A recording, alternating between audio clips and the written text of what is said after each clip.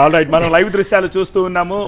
Right side టాప్లో మీరు ఒక బాక్స్ని, ఒక విజువల్స్ని చూడొచ్చు. ఆ మార్గం గుండానే ప్రైమ్ మినిస్టర్ మోదీ మరికొద్ది సేపట్లోనే, అది టెంపుల్ ప్రాంగణం, అక్కడికి రాబోతూ ఉన్నారు. సో నగర వీధులన్నీ కూడా ఎంత దేదీప్యమానంగా, ఎంత శుభ్రంగా, ఎంత హాయిగా ఉన్నాయో చూడొచ్చు. మరోపక్క టెంపుల్ లోపల, టెంపుల్ ఆవరణలో వివిఐపీల ఆసీనులైన ప్రదేశాల సంబంధించిన దృశ్యాలు చూస్తున్నాము. అలాగే ప్రైమ్ మినిస్టర్ రాబోతున్న మార్గాన్ని కూడా మనం చూస్తున్నాము. ఆ రోజుల్లో మీరు పుష్పాలు 30,000 కేజీలు పోసారన్నారు కదా, కానీ రాముడు ఉన్న రోజుల్లోట మరి మన వాళ్ళకి మోడీ గారికి చెప్పుంటే బాగుండేది అనిపించింది నాకు. ముత్యాలు పోసారట ముగ్గుల్లాగా, పగడాలు పోసారట, మంచి మంచి బంగారపు తాపడాలని చేసి పెట్టారట.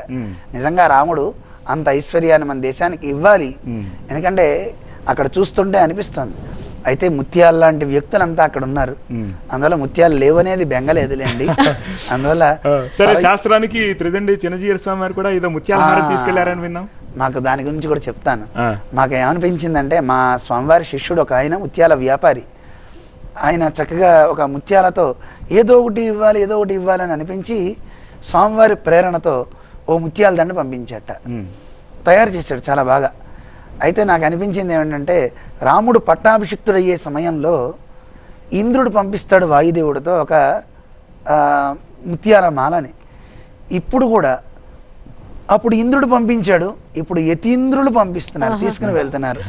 సాక్షాత్తు అపర రామానుజులైనటువంటి మన చిన్నజీయర్ స్వామి వారు ఇప్పుడు కూడా వాయుయానంలోనే వెళ్ళారు.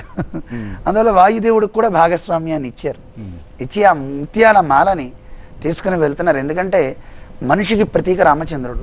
మనిషి ఎలా ఉండాలి అంటే ముత్యంలా, కడిగిన ముత్యంలా ఉండాలి. అలా మా అందరినీ చేర్చు తండ్రి అని, జీవులకి ప్రతీకగా, మనందరికీ ప్రతీకగా ఆ ముత్యాలు అని స్వామివారు అన్నారు. అందువల్ల మనందరం ఇప్పుడు రాముని మెడలో అలంకృతం అవుతాం. అందువల్ల భారతదేశంలో ఉన్న వాళ్ళే కావచ్చు, ఈ లోకంలో విశ్వంలో ఉన్న జీవులందరికీ ప్రతీకగా ఆ ముత్యాల హారం అక్కడికి వెళ్తోంది. ఆ ముత్యాల హారం స్వామి మెడలో అలంకృతం అవుతుంది అన్నమాట.